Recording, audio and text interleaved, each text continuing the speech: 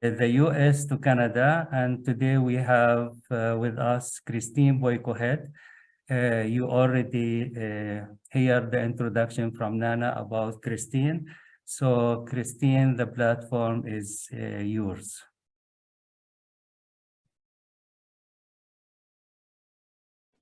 I will give you the co-host.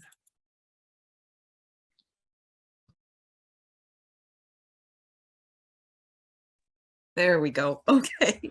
I am so sorry, everyone. I have been feeling sick these last few days with a cold. I thought this was later. I thank my dear friend Mahar for sending me a WhatsApp note. Otherwise, I'd still be under the covers. Tazir, my sincere apologies for not coming late. I usually come early. No problem. No problem at all. So I hope my voice will hold for this, and if I sneeze occasionally, just be thankful you're on Zoom, so you won't catch what I have. So I am so honored to come and speak with you. Thank you, Tazir and Nana and Sandra, for inviting me. And since I was late, I'm just going to jump in to this because I'm not sure how much time I may have for this. But I want to share my screen. You have only 2 hours. 2 hours. Oh, well then. Is that all, Tazir? No, just take your time. Okay. I'm going to share my screen. I'm sharing the wrong screen. Let me start again. Yes, it is funny how the voice really does impact things. Okay. Just need to go back to getting a taskbar here.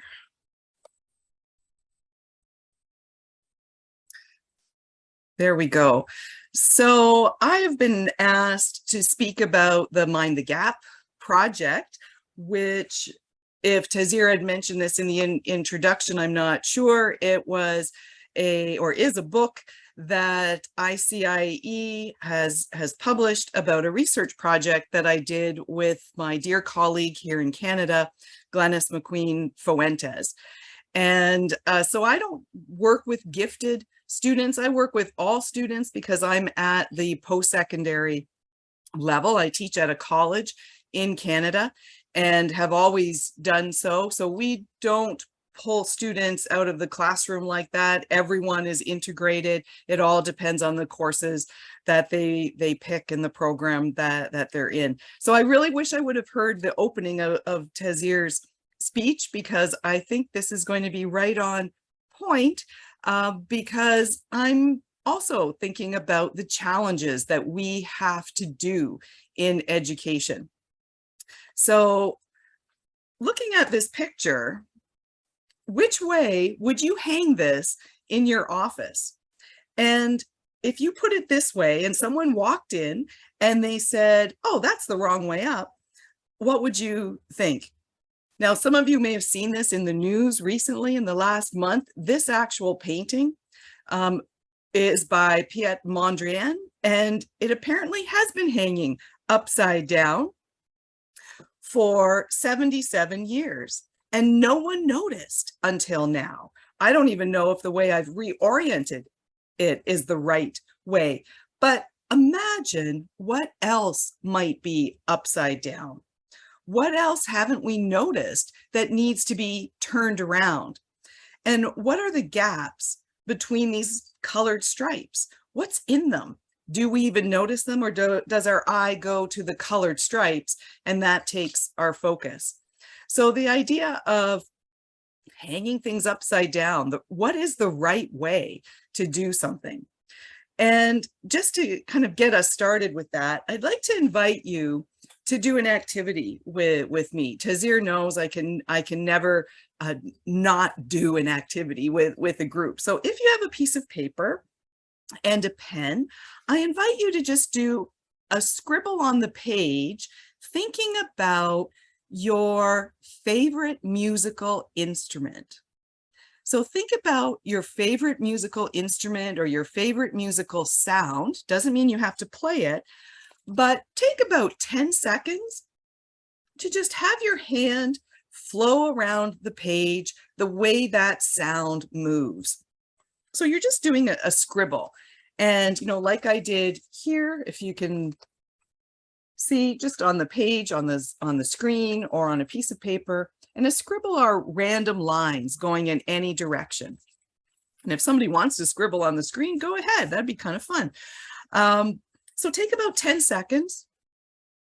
Think about your musical instrument. Think about the sound it makes and have your hand move around the page that way. And we're just doing this really quickly, so you should have some lines by now. Now I'm going to ask you to turn that page upside down.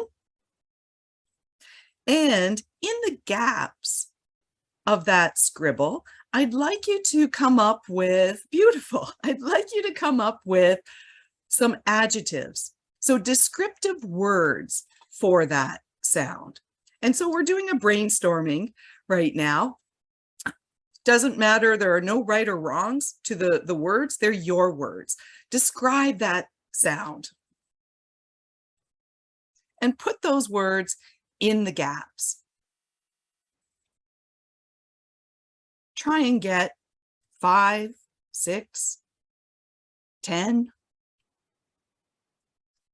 And when you have a few, look at the words you've selected. And if you could put the top 3 in the chat, that would be terrific.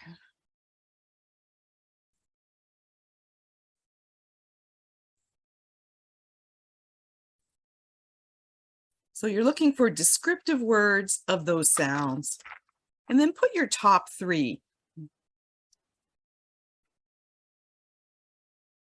Smooth, deep, rich, wonderful. Now I like mine. Agile, free, deep.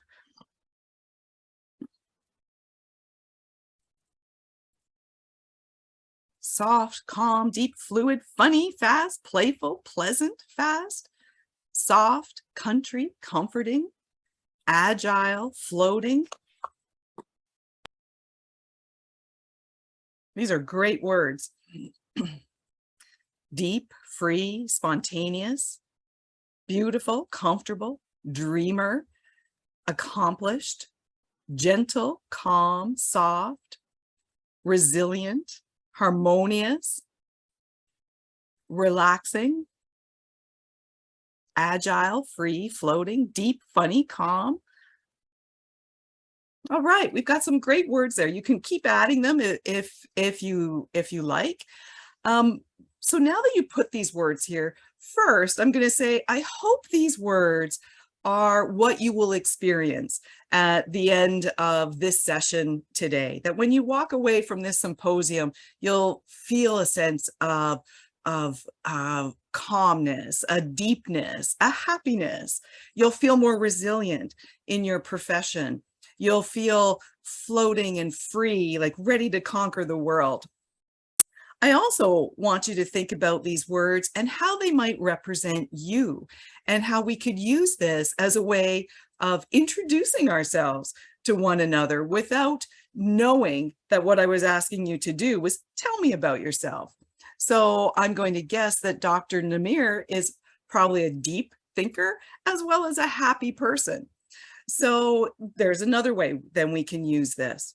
And the third thing I want you to think about in relation to the words you put in these gaps is how rich they are, how rich these words are that filled the gaps. So thank you for doing that. I've got some more words coming up here. And Mind the Gap, which I said was published by Tazir and the International Center for Innovation in Education, is about a unique action research project that I did with my theater professor when I was an undergrad, and she's now a dear friend and colleague, Glenys McQueen Fuentes. And it was a funded research project to explore the treasures that exist within gaps and to see those gaps differently. And when we see gaps, not as voids or holes or empty cavities to be avoided, but rich spaces where we challenge thinking and turn education and our assumptions about learning upside down, we find a richness that we wouldn't see normally because we don't look there. And so the book itself has a number of articles in it about the project. It has different academic articles about some of the frameworks that were used, but it's full of activities that we did in this semester-long course and that I continue to do. And it also has a number of other activities that I've done over the years with my classes. So basically, let me tell you, I teach communications. When you look at the book, you might think, oh, she's a theater teacher or an English teacher or a play teacher. I teach communications, and it is a mandatory course that all our students have to take. So in other words, they hate it. And this has been my experience over the last 11 years at Mohawk College in Hamilton. When students are forced to do something, they of course don't like it. And so we have a lot of instructors teaching this communications course. And what we're covering are the employability skills. We are trying to teach them how to be better critical thinkers, how to be effective communicators, good collaborators, and I throw in there creativity. Creativity is not on our list of objectives, but it's been my mandate for a long time because my background is from the arts. So I've always done arts-based learning and arts-based research. And then probably about 10 years ago, added to that vocabulary the word creativity because it has a little bit more traction in the college system than if you push the arts. We're still afraid of the arts at the post-secondary level. Creativity, we can see that as an employability skill, especially now because COVID has bumped creativity up in its rankings as an important employability skill. And all of these skills, critical thinking, the collaboration, communication, creativity, and complex problem solving were things that Dr. Joseph Ewen from the Northeastern University wrote about in a book called Robot Proof, and how we could robot proof the future, meaning how our students could be sustained, I guess, and not be replaced by robots. So these skills are, of course, very important. But how can we as educators fill the skill gap, which we know there is? Employers keep telling us there's a skill gap between what they need and what the students have when they graduate. I mean, how can we fill that skill gap when there's a huge personal gap in our learners? And the words on the page here in this word cloud were generated by my learners during this research project. And I knew this is what they were going to tell me in a pre-course survey because I had seen this year after year, that we were getting, 18, 19, 20-year-olds, and even my mature students who are in their later 20s and 30s, they would show that they had a lack of self-esteem. They were stressed. They had low morale. They had no confidence. They were unengaged. At least that's, how it seemed, but it could have been that they were bored because they didn't see the work as relevant. They felt no one listened to them. And the list just goes on with these social, emotional lacks that they felt.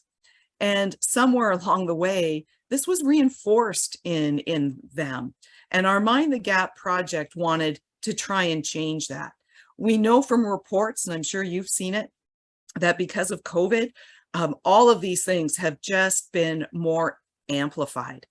And the stress and the anxiety. And in fact, now we can add the fear of the future to that mix. So the gap that I deal with is in students' confidence. It's the gap inside themselves. And that's what I want to try and combat with Mind the Gap.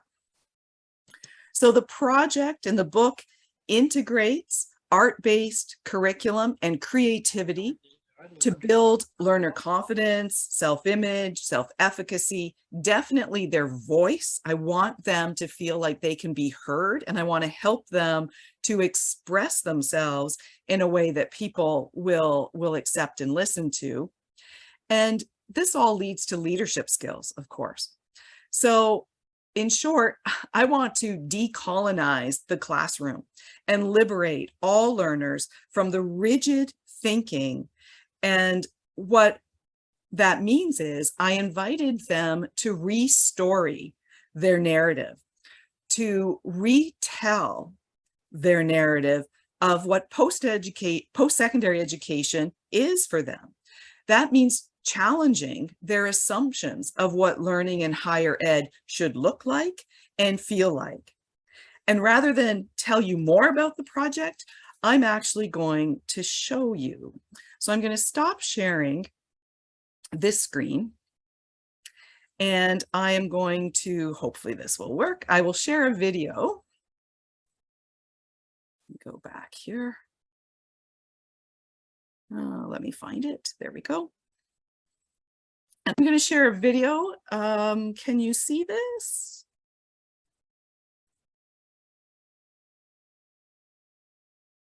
Let me see. Can someone put in the chat? I'm going to assume that you can. Oops, I lost the. Okay, so here's a video on Mind the Gap.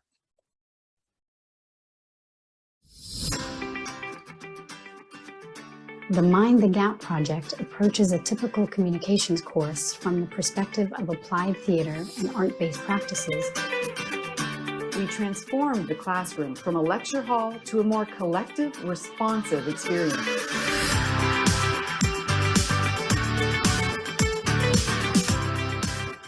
It was always different, so you never really knew what to expect walking into the class. We became really close. A lot of exercises that enhance communication skills and critical thinking. Seeing gaps as positive spaces, we explored an interactive, democratic framework for teaching 21st century skills, such as communication and collaboration. We celebrated minimizing the familiar and maximizing the diverse as we explored how others think, problem solve, and communicate in ways that might be different from the norm.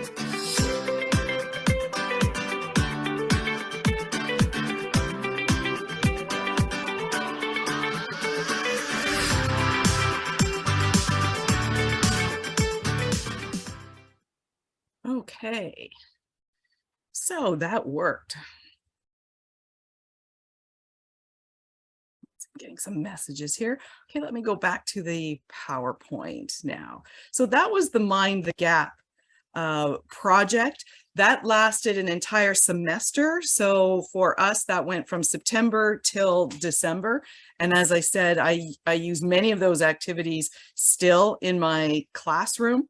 And basically what we're doing in that course is we are teaching communications, we're teaching critical thinking, and we're teaching collaboration. Creative thinking is something I put into the learning outcomes, but there are roughly 50 instructors teaching this course, and none of them, unfortunately, are doing it this way. They're doing it as a read, write, repeat model. And what our approach in Mind the Gap was we used music, we used images. You saw the students jumping up and down. We did not look like your typical post-secondary classroom. And in fact, one of the students that was videotaping our classes, she was hired through the grant that we received, the research grant. She was videotaping every classroom because we didn't know, what would happen in each classroom. So we couldn't tell her, yes, come on this day because this is where you're going to get some good images and shots of the students. She was there the entire semester videotaping. And she went through the communications course a couple years earlier. And during one class, she turned to us and she said, "This is the communications course. They're getting a credit for this. This is too much fun." And so we knew we were doing something right if an observer thought it was too much fun. We had some basic frameworks, 3D briefing, which is something I'll talk about a little bit later in this presentation, and thinking preferences. We did an assessment of all the students to determine their thinking preferences when problem solving, and we used that information throughout the course and reinforced it with students so that they could also self-differentiate the curriculum. So that's, basically what our learning outcomes were and how we approach them. Now, overall, Mind the Gap plays with the expectations of education, of learning, and of higher education at many, many levels. So we didn't look like every other classroom. We didn't feel like every other classroom. And we played with the idea of authority. Who was the teacher? Who was the learner? And I've since in my vocabulary gotten rid of the word student. And I don't refer to students as students anymore. I call them learners. In my emails, if I'm writing something to my colleagues, I'll call them a learner because that also includes me. And in that way, we hope to decolonize, to anti-oppress the classroom and open it up to new possibilities and opportunities. And during COVID, this sense of play, even in the online environment, became really, really vital. And I'll talk a little bit about that. But I love this quote on the screen here, that through play, we stumble upon new behaviors, thoughts, strategies, movements, and ways of being. And I'm just going to press the wrong button here. Let me see what's going on. During COVID, I was really good at Zoom because we were on it all the time. And now that we're back in the classroom, we're a little bit rusty. So this quote is from Stuart Brown, who is the founder of the National Institute of Play. And when we were doing the project, we didn't use the word play because we knew we were being watched by administration. And so we had to, in a sense, try and show that this was serious business, and play is serious business. Interestingly enough, the book I talked about, I don't think I have it here to show, that the Joseph Ewan book about robot proofing the future talks a lot about, creativity and how we need to be a return to the humanities. But he never once in that book mentions play. And I think we need to put play front and center in what we're doing because it is vital. And for me, the work I'm doing now is that what we're doing is we're seeking meaningful spaces, especially because of COVID. People have been seeking meaningful spaces, and play can create that. And play for me is connected to ritual. So when we are looking for meaningful spaces, especially during COVID when we couldn't be physical, it was actually something students were looking for even before that. They wanted something that was relevant to them. And when those relevant, meaningful places don't exist, then we have another gap in the educational system. And Glenys McQueen-Fuentes and I jumped into that gap to play. It was probably the hardest course we ever taught because every day we were redoing the curriculum because the students were creating it with us. So we couldn't have a plan that we could stick to because a need would arise and we would try and fill that need and fill that gap. So play subsumes the elements of ritual. And since that experiment, I've actually integrated more ritualistic aspects to what I do. And what I mean by that is that I use play, I use the arts, I'm using psychology, anthropology, history, semiotics, literary theories, skill development, creativity, of course. And now I'm actually even using futures studies to create a seriously playful, ritualized learning space for exploring possibilities. And on the screen here is a quote by Victor Turner, who is an anthropologist on ritual and the importance of ritual. And some of you, I'm sure, are familiar with his work. And even though it was written in 1969, and we like to keep things new, I think we need to go back to some of the classics and pull forward into the future some of the great things that people found, discovered, and said.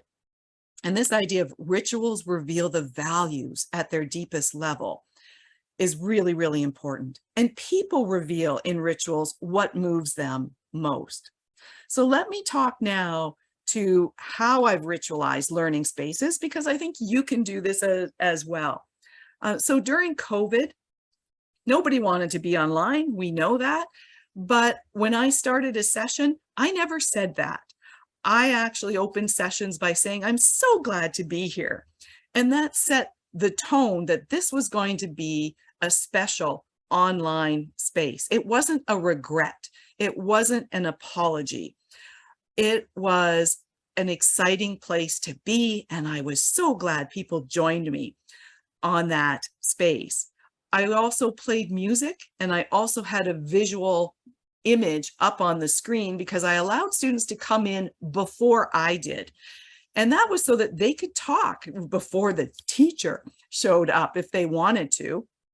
And having that music and having the visual image there, even before I turned on my video camera to show myself, was really important. And it set this idea that a ritualized learning space is a very specific place in time with a specific purpose, and we all have a specific role to play. And for me, that role was fluid. Sometimes they were the teacher and I was the learner, especially with technology in the early days. We set a contract of safety and respect and fun, that mistakes were accepted and, in fact, in a way desired, because we could learn more from them by deconstructing them. We had an attitude that was of exploration or curiosity, possibility, definitely what ifs. And there was an atmosphere of playful risk and riskful play.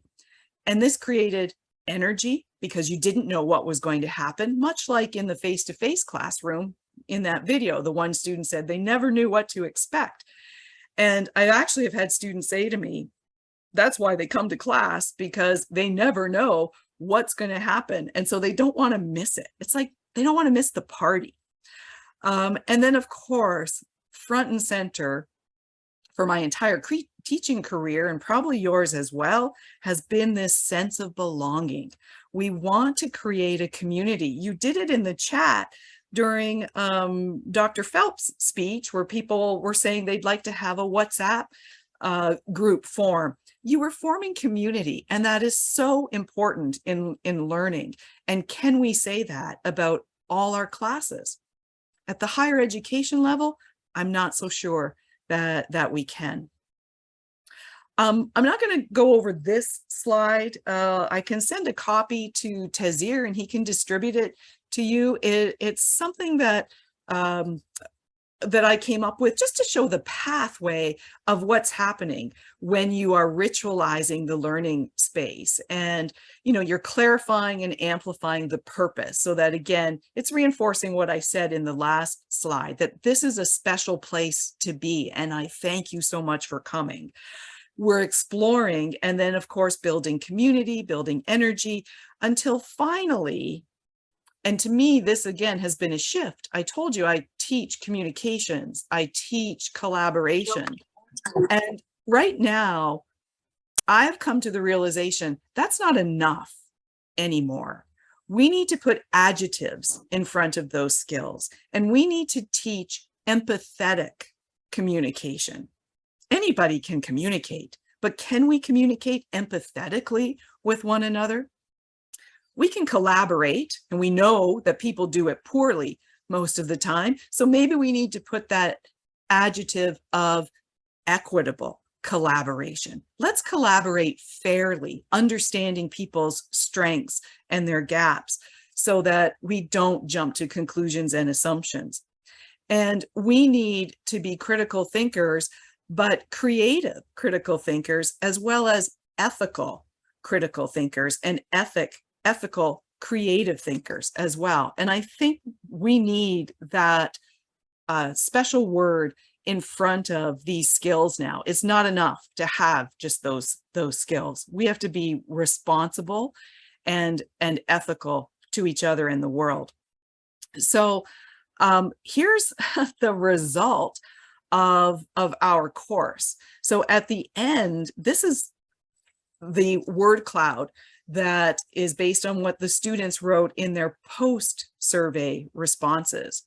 So they gained a lifelong skill, there was clarity, there was self-expression, they felt a sense of autonomy, self-esteem, confidence, achievement, strength, except courage in presenting. My goodness, that's the one thing they all fear is presenting. And because of the sense of play we put into what we did, presenting became something that was easy for them by the end. So after experiencing this is what the students felt. It was a wonderful, successful year. And that's why I still use many of the tools. And I do have some of my colleagues who are trying, some of the smaller ones because they're new to it. I think those of you in gifted education, those of you in arts education, this would be second nature for you. You would feel comfortable doing this. But at times it's good to be uncomfortable because it pushes us as well. Now I'm actually gamifying my classroom, and that certainly is pushing me because I'm not a gamer, but coming from drama and theater, you of course are used to roles and playing out stories. And so I'm pushing myself that way. So I want to do another activity with you, and then I'm going to wrap this up. And what do you see? So maybe you could put in the chat, what do you see in this picture?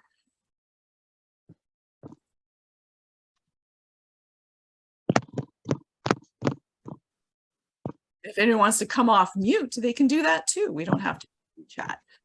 A river fall, a waterfall. Niagara Falls. Niagara Falls is a little bit bigger, and I invite you to come and see it, but yes. Trees, power, of course. Yeah, that's interesting. I never thought of that. A natural view, the sky, Ithaca Falls. So we're seeing a lot of connections with other falls that we've seen. Yeah, so we're using our experience of falls, a frozen waterfall, a bridge. Yes, there is a bridge in the background if you look really closely. It's a nice picture. Life, change, exactly.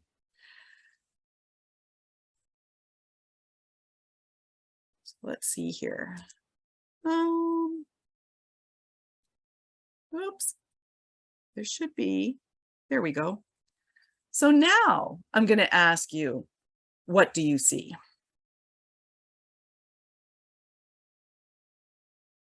So I'm returning us to the beginning of this presentation with the painting that was hanging upside down for 77 years. When you look at this, we see a reflection of a picture. We see the sky, yes. A big stone. I also see the possibility of a glacier here. I once had the privilege of teaching in Alaska. Actually, I taught in Alaska 6 times and got to see a glacier from a boat. And that's kind of what I'm looking at here. So looking from dawn, mounting, a reflection again. Okay, so if you entered my virtual classroom or my face-to-face classroom, what would you see? If someone entered your classroom, what would they see? So when you turn it upside down, and your eyes adjust, what new potential, what new opportunities, what new stories are there? Oh, I like that, the last one there by Ryam, Rising Hope. That's really nice. They were all great. Thank you for that. So at the heart of my ritualized learning space and attempt to challenge pedagogical oppressive systems is this idea of 3D briefing everything. What did you see? So what's the significance of that?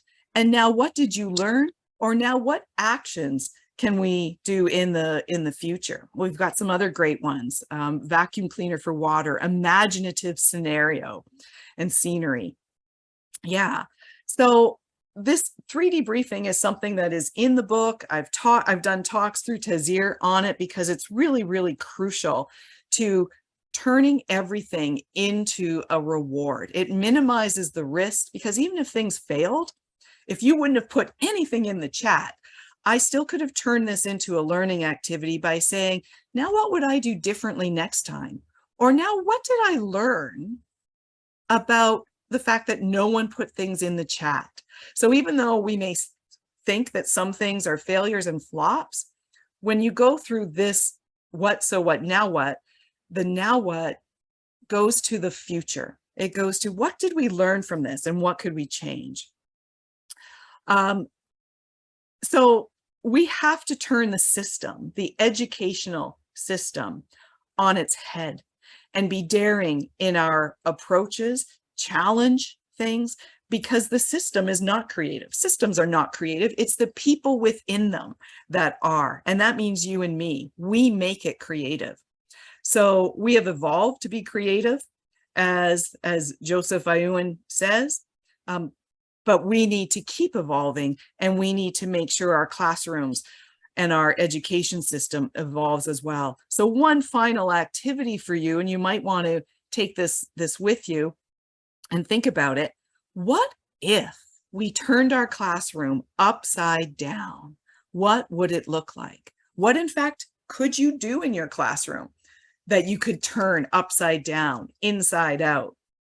And what if you looked into the gaps for treasures?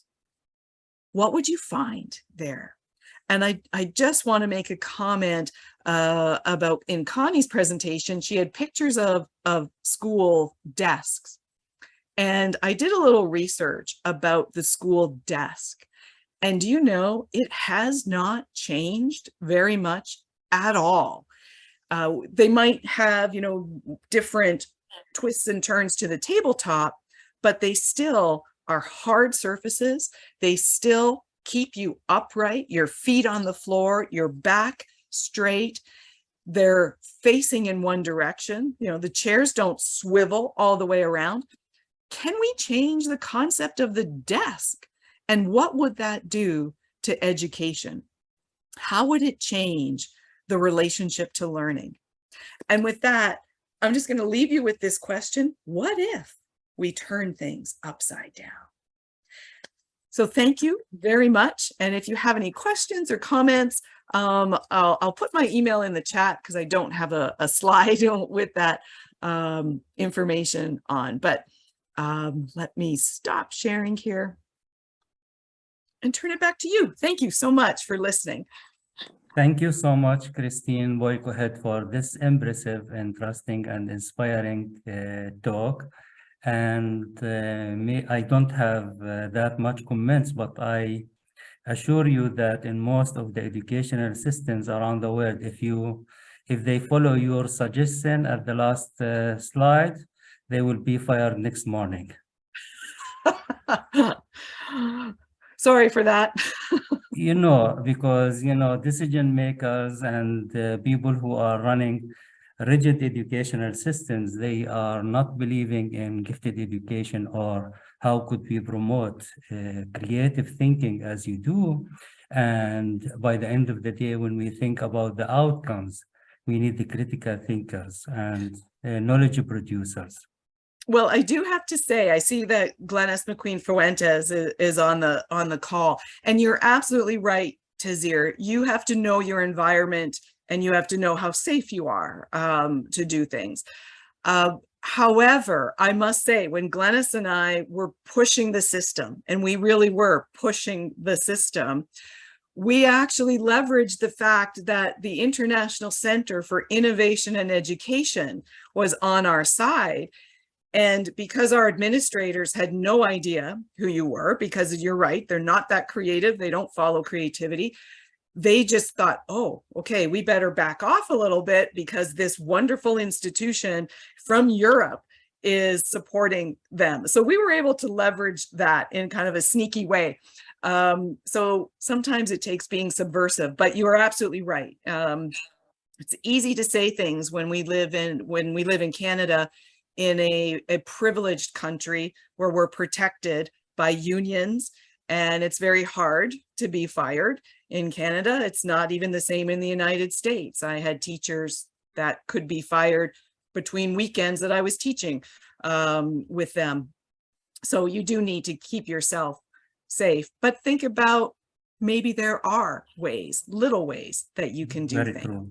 Very true. And I encourage you to keep your questions and comments for the discussion session, which comes after we have the next keynote and the speech by Fred Bonner from the United States. So thank you, Christine. I will move to Fred Bonner now.